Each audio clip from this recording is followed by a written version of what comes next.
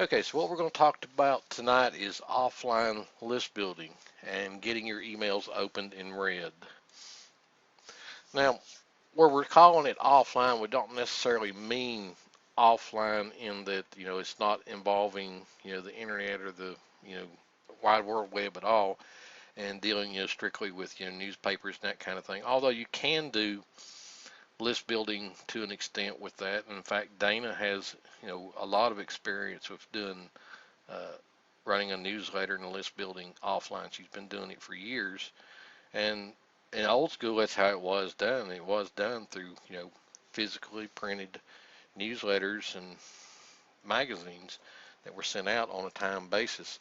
But what we're talking about when we're calling it offline, what we're talking about is small businesses, and not necessarily small business, but any business that their primary bulk of business is done in the offline real world with, a brick and mortar physical presence. They have, an email account, even if it's a free one, not on their own domain that they have themselves. Now, it's getting to the point now to where most businesses that start up now, that's one of the first things they do is get a website and an email address. So it's getting really kind of rare now for a new business not to have a website and an email account. But there's still a ton of them out there that have been around for years that, are just slowly adapting to the internet, that still all they have is just a free email account somewhere with Gmail or Hotmail or Yahoo or somewhere like that. But this is the business. This is what we're talking about is businesses that have an email account, whether it be their own on their own domain or a free one. Now, the first thing I want to talk about up front is that this niche of list subscribers is totally different from all other niches, and being as such, it has to be treated differently. We talk about in list building most of the time when you go to list building trainings, and they're talking about online marketing and internet marketing and that type of list building in that niche. And of course, you do it in other niches as well. But you also need to be doing it in dealing with local small businesses and offline. Again, I'm using the term offline businesses as well. You need to be doing a list building there, but it's a totally different niche and has to be handled a whole lot different than any other niche that you would be building a list with. Now, I've been working with offline businesses since 1994 when I got my first internet related job as a network administrator for a local ISP. Half of my job function was dealing with businesses that didn't have a website and getting them to have a web presence. So I had a lot of exposure to local small businesses and their experiences with the internet. And two things is pretty much predominant in the local small businesses and their use of the internet. First off, they're not internet savvy in the least. In fact, in a lot of ways, they're scared of the internet. They really don't know what all they can do with it, and some of them have a fear that they're even going to blow up the world if they push the wrong button, or delete their whole website if they push the wrong button. Like I said, they don't have any knowledge of how the internet works hardly at all, and they will rely on whoever is providing their hosting services for most everything they want to do on the internet. They'll call the people that's doing their hosting for just about anything they want to do with the internet. They'll call them first before they do it because they're afraid they're going to make some sort of a mistake in something. And then secondly, especially with the older generation that have local businesses, they're pretty much scared of the internet and feel like most of it on there is some sort of a scam just out to take their money. They don't understand how it's the new revenue stream that's being presented to them and can open up more doors for them, and they are stuck in the old world of news and print and TV and radio.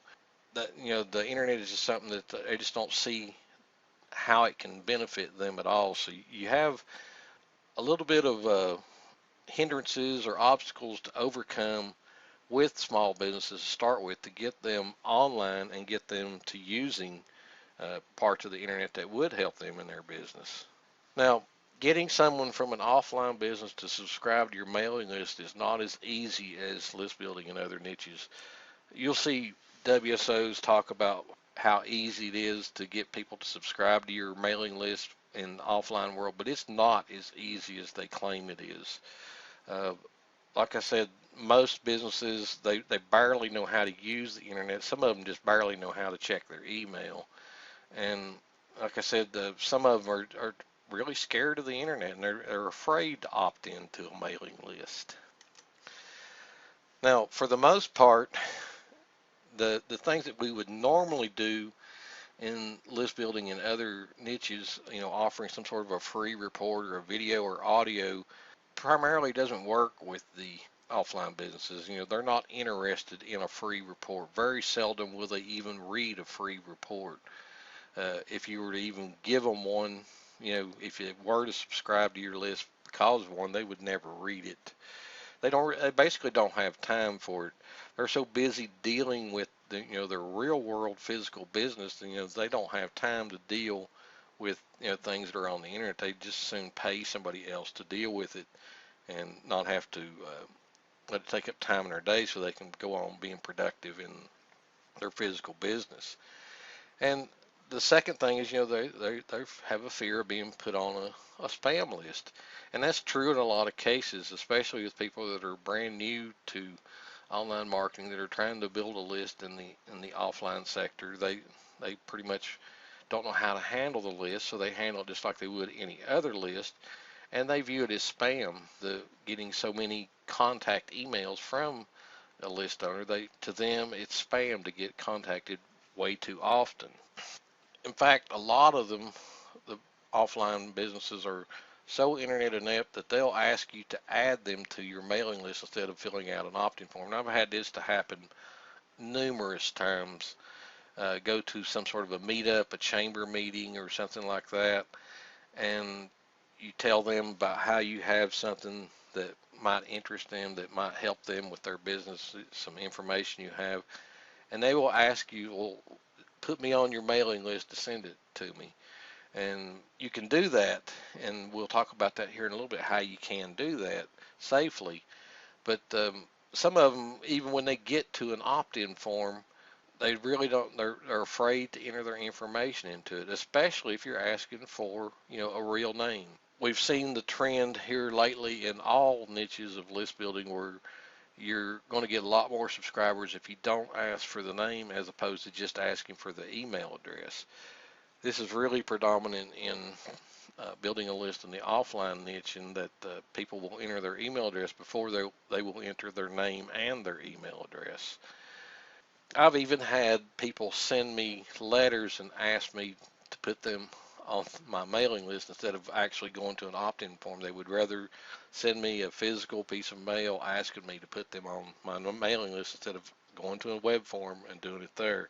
That's not, I'm not saying that, everyone is like it. We're talking about people that, just have no clue of what the internet can do for their business at all, and they're totally scared of everything on it and don't understand anything about it at all. These are the people that when you go see them at the network meetups and the chamber meetings and the after hours events, the ribbon cuttings and things like that, these are the people that will come up and ask you to put them on your mailing list.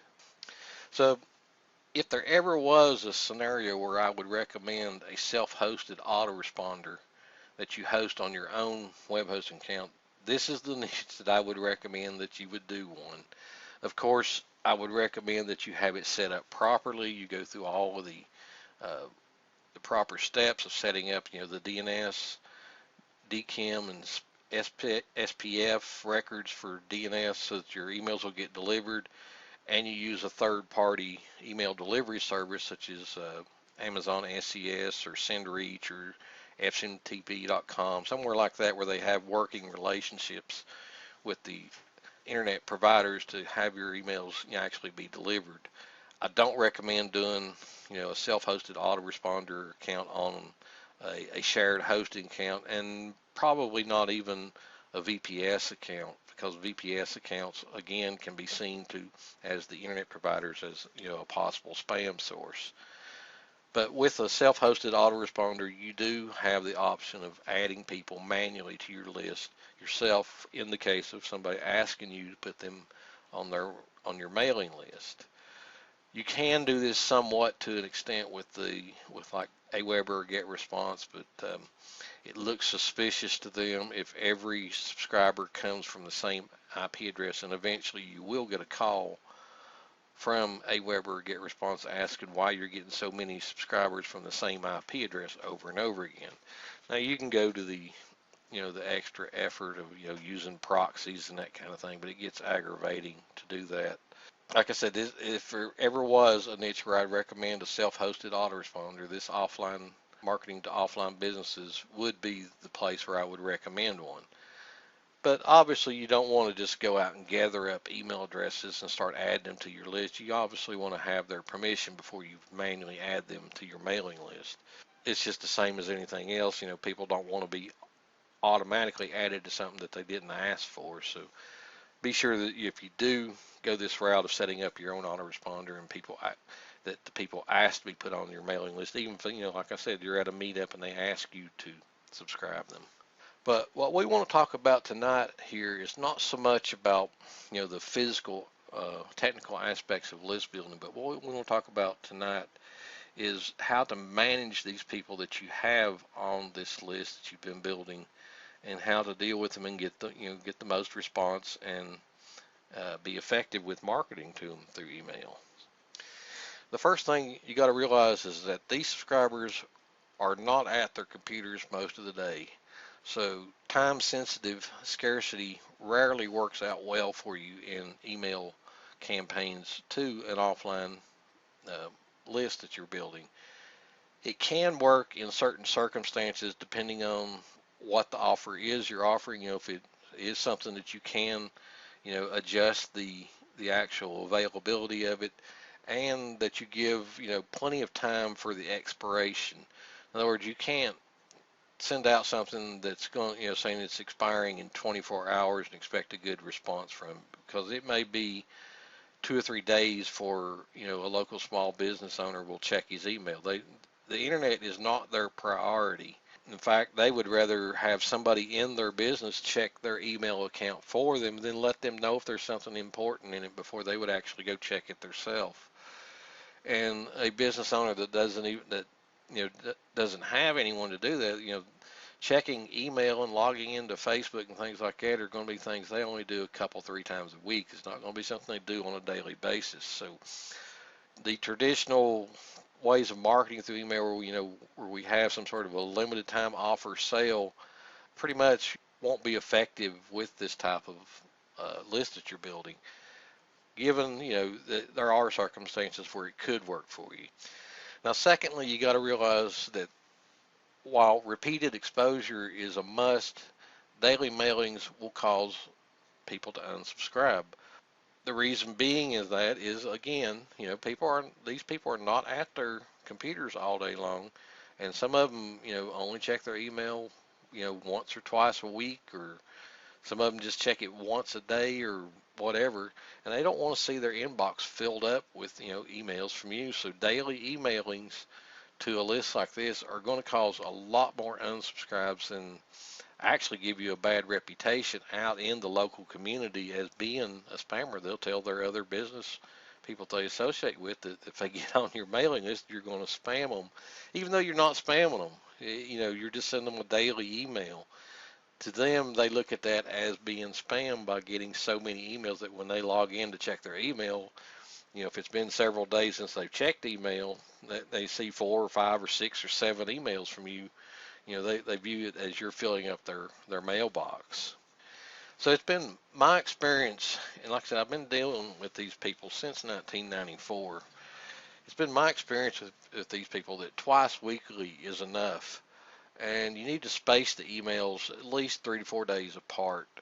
The best results I've had, the best strategy I've had for scheduling mailings is really to alternate weekly with like a 3 and 4 day span, and then the next week doing a 2 and 5 day span between the emails.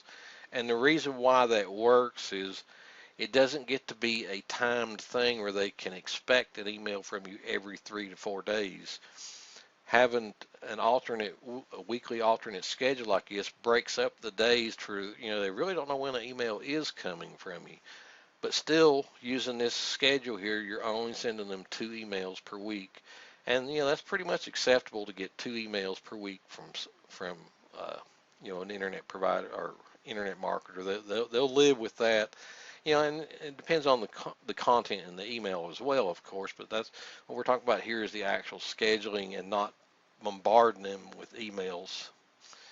So what I want to go over next is a few guidelines and tips for getting better opens and reads, because you have to handle this a little differently as well as compared to other niches.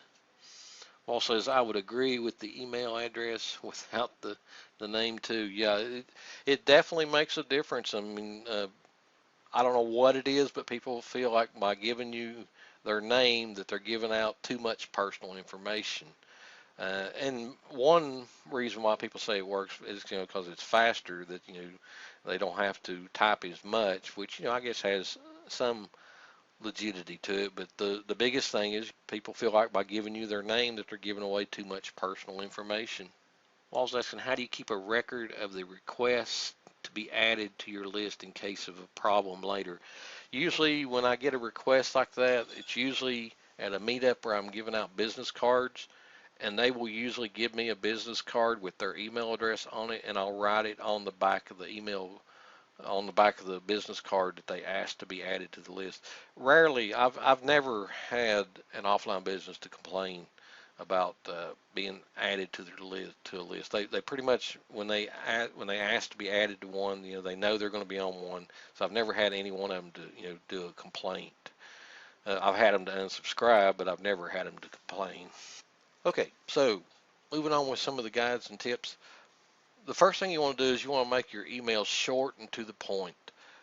Unlike traditional list building, where we'll send out some sort of an e-course or a long email with a lesson in it or something like that, that explains a lot about a topic or a subject, pretty much your offline businesses are not interested in that type of email, and they'll never read it. They want to see emails that are short and to the point and just, come right to whatever it is you're talking about. Even if it has to link to another, you have to link to another page for them to give them the info that they need from the email. They would rather have that than they would have, a long 3 or 4 page scrolling email, because they don't have time to sit there and read something like that. You want to try to use personalization and demographics as much as possible. With most of your professional autoresponder accounts, you can gather demographics automatically.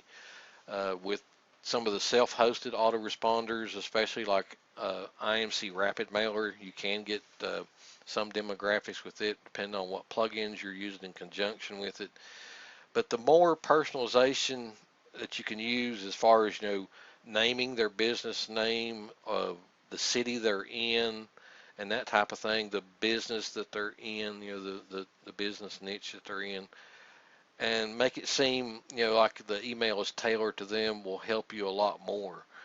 Like I said, it's not always possible to get their name, and in some cases, like I said, they don't even want to give their name. They'll give a business name before they would give their real name. So you kind of want to watch, how you write your emails with these tokens. If you're using, tokens for personalization, that the emails would come out making sense, given that some people may give you information that, that's not really personal. But again, like I said, most of the major autoresponders and some of the self-hosted ones, depending on what plugins you use, can gather some demographics for you on like where they're located and that type of thing. And of course, if you're adding people manually into an autoresponder, a self-hosted one, you can have custom fields that you manually enter this information. I do this on my personal offline business website. I use a newsletter plugin. I don't use RapidMail. I use just a regular newsletter plugin, and I'll take the business card and key in all of the information from the business card. When somebody subscribes, I'll match it up to the email address that's on the card, and then I'll manually add the fields into the rest of it just so that I can use that customization when I send out emails. The next thing you want to do is you want to use thought-provoking subject lines. Now, you don't want to use subject lines, that would be considered boastful or spammy, like you would with, internet marketing type things or weight loss and that kind of thing.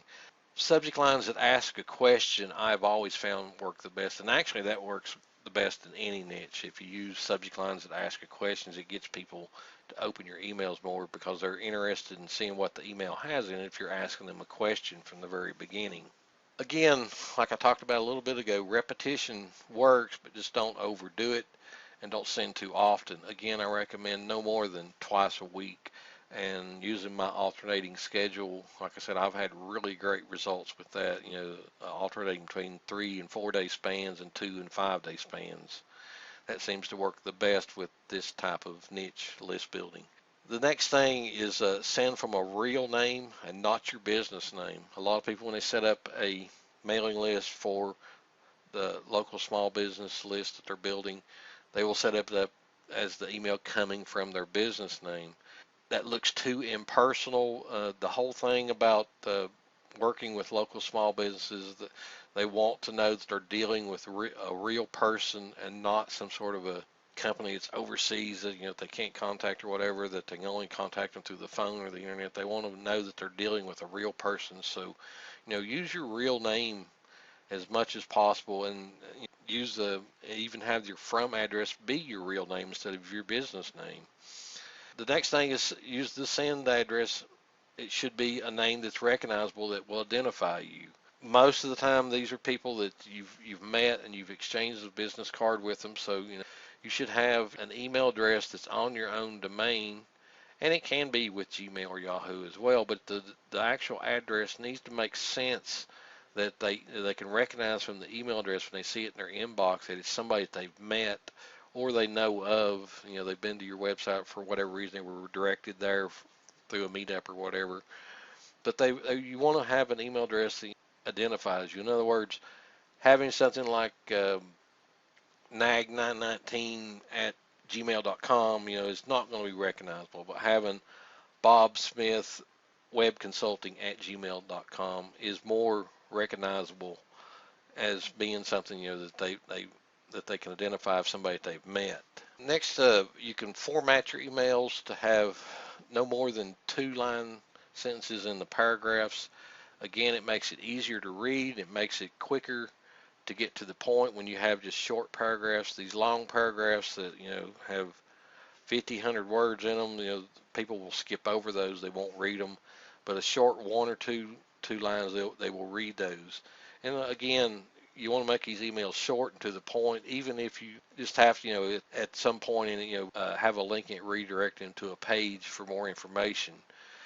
Much more appreciated email like that than they would with one that's really long, that takes them 5, 10, 15 minutes to read and has paragraphs in it or just so long that you can't keep up with them on a computer screen. For deliverability rates, you should send in both HTML and text format.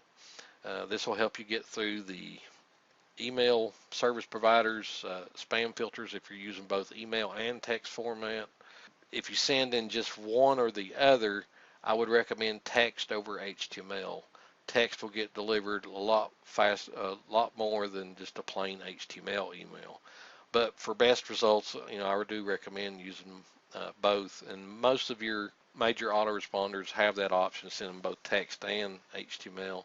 And if you use a quality WordPress plugin for a self-hosted autoresponder, you can do this as well. You want to make sure that you give them an easy out for unsubscribing. You want to make it extremely clear that that they signed up for the list, and if you can include the sign up date in the email, a lot of autoresponders, you can do that. You can have a token in there that shows when they signed up for the newsletter or mailing list.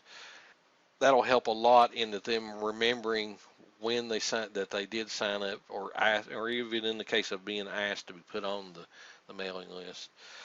But you don't want to hide the unsubscribe button. And in fact, in some cases, depending on the type of mailings you're doing, it may be better to have the unsubscribe list link in it twice, maybe at the very top. And in fact, some of the canned spam laws actually, if you're going to advertise something in email, they recommend that you have an unsubscribe link at the very top of the email. I don't do that myself. I only have one at the bottom of the email, but I do make sure that it's not small text. I make it the same size as the rest of the text in the email, so I don't try to hide it in any way at all. Along with having the unsubscribe easily found, you also want to try to include some sort of a physical mailing address in your emails, and this is part of the Can Spam Act as well, to have some sort of a mailing address. Every email you send out should have a physical mailing address on it, even if it's a post office box. You can do this again with tokens set up in your autoresponder account and pin them. No matter which one you have, whether it be professional service or a self-hosted one, you usually have this option of doing this.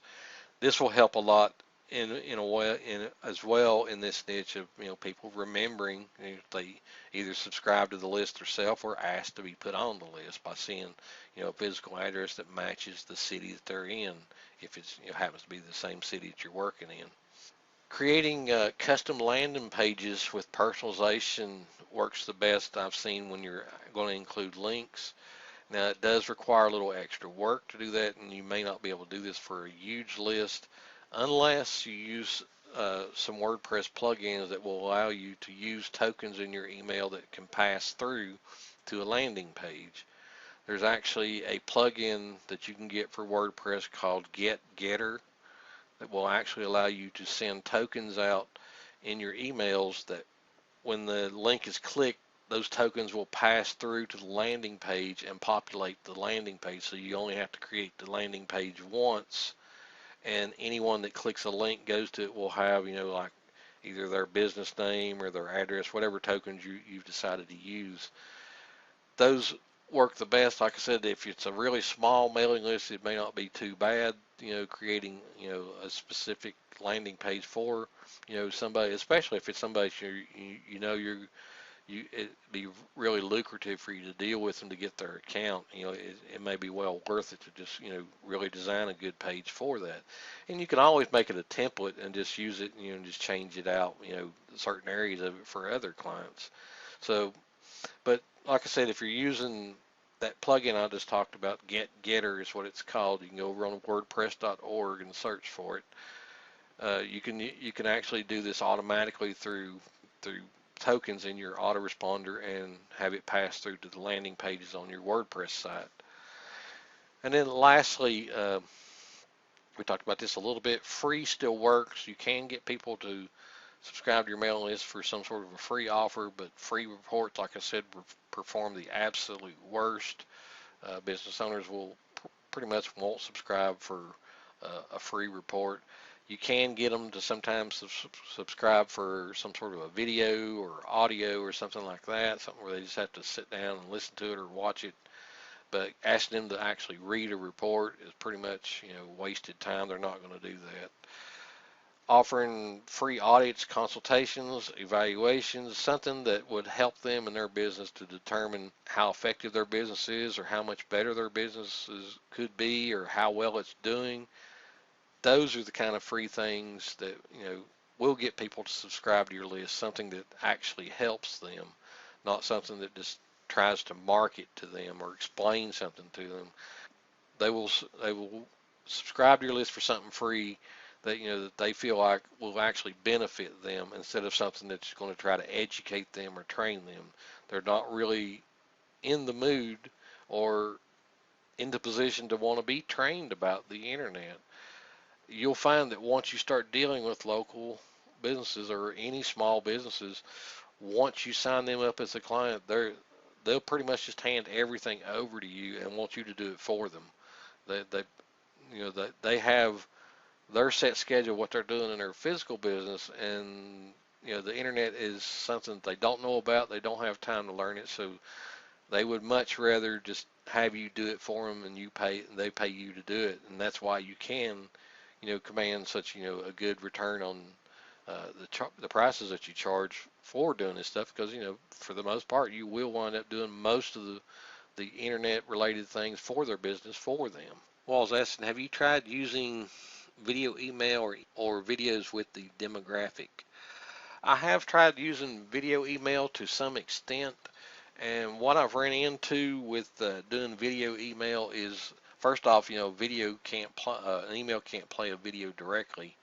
The only thing you can do with it is actually have pretty much a link in it that they click, and it takes them to where the video is actually being hosted. Now there is some programs you can get now, and one of them is called Image Flip, where you can take a load of video and it'll make like a 10 or 15 second animated image of a video. Kind of simulates a video. And I've had pretty good success with those, but as far as actually linking, having a video embedded into an email, like I said, it usually winds up, they have to go to a website where it's hosted, and then you run into problems with, them having the right codecs and that type of thing. But I have had, pretty good success with doing that animated image thing and linking to a YouTube video, because most everybody can play a YouTube video. And again, you've got an email that has an image attachment to it, and unless they enable images, they're not going to see this image. But through the use of alt tags, you can word it, say that if you're seeing this tag, if you're seeing these words, that means you don't have images enable images to see this video. And of course, all it's going to do is load that animated image of a video, and they'll see it start to play, and then it'll stop, and then when they click it, it'll take them over to YouTube and play the rest of the video. Okay, so going back to our training here, the biggest piece of advice that I can give you when dealing with building a mailing list in the offline sector is never try to sell anything from your email campaign. I have never ever had success with trying to sell something directly from an email campaign. It's always better to be trying to invoke further contact and communication. One of the best call to action lines I've used in emails going to offline businesses is, if you need help with this, give me a call and my phone number. Or if you need help with this, click here, and it takes them to a submission form for, a request for an appointment, something like that. Either one of those two will work fine. But I have never ever sold anything to an offline business through an email link like you would through any other niche where you send them to, a payment page. I've never had success with that. If you design your email campaigns to try to sell directly from the emails itself, you're going to be sadly disappointed that you won't hardly ever get a sale from it. It comes down to, with dealing with local small businesses, they want to know that they're dealing with a real person, and they would rather talk to you on the phone or in person before they make the purchase of whatever it is you're trying to sell them, whatever product or service it is that you're trying to sell them. And the good news is, and this is true, I guess about 90% of the time, if you can get that secondary, that extended contact with them, either be on the phone or in person, at that point they're already half sold. They're already interested in what you're having to offer. They just need to hear a little more detail on how they get started or how it can benefit them. It's kind of like at that point where they're asking you to contact them and give them more information to talk about it, they're already sold on it. They just need to be convinced that it's something that they need, and it don't take much. Once you get just a little bit into the conversation, they're already asking, well, how can I pay for this? So that's a little bit of encouragement in that, even though you can't sell directly through your email campaigns, but by asking them for further contact and communication, once you do get to that point where, they're wanting that from you, you pretty much, unless you mess it up badly, which it can be done, I've done it, you're pretty much going to make a sale just when you do make that contact with them. Now, email marketing to an offline list is an absolute necessity. It's something that's been proven over the years. It's effective. I don't see that ever changing. People are always going to have email, and email marketing is always going to be around. There may be other avenues of marketing that work well with offline businesses as well, but email marketing is always going to outperform any single one of them. And for the simple reason is the easiest method for them to get on the internet is to go to their email box. That's the absolute easiest thing that they can handle. So that's why it's always going to be effective with. But the thing about it is, like I said, it must be handled differently from any other needs for it to be effective. But the good news is if you do go through these extra steps and efforts to handle these people with care and really pay attention to them and uh, market to them in the right way, the payoffs are huge. I mean, every single account that you'll sell will far outsell anything you'll sell online. No, I'm not saying that's true in all cases. I mean, you could be selling $5,000 coaching courses online, and of course that's it's going to be hard to outdo that. But for the most part, if you're just selling, regular internet products and membership sites and that kind of thing, one offline sale is going to equal 20 or 100 of those just from one sale that you get offline. But like I said, it is a different niche to deal with. Like I said, I've been dealing with it since 1994, and I've had really good success with it. Something I don't do as my primary business model now. I do some offline business still yet. I host accounts, websites for 6 or 8 different local companies right now, and I deal with all of their internet needs, what they need. And it's something that I'm getting ready to do more of. I've got a new product that I'm getting ready to roll out to local businesses, and I'm going to start doing more of it because it does work so well. I mean, you can earn residual income really easy with offline businesses. Like I said, pretty much once you sign them up as a client, they hand everything over to you and want you to do it for them, and they're willing to pay you monthly to do it. Some of them recognize the need that they need to have it, but they don't have time to deal with it. They don't want to hire people to deal with it and keep them on their payrolls, so they just as well pay somebody like you or me to do it for them as long as they can trust that you will do it and they're seeing results from it. So this is my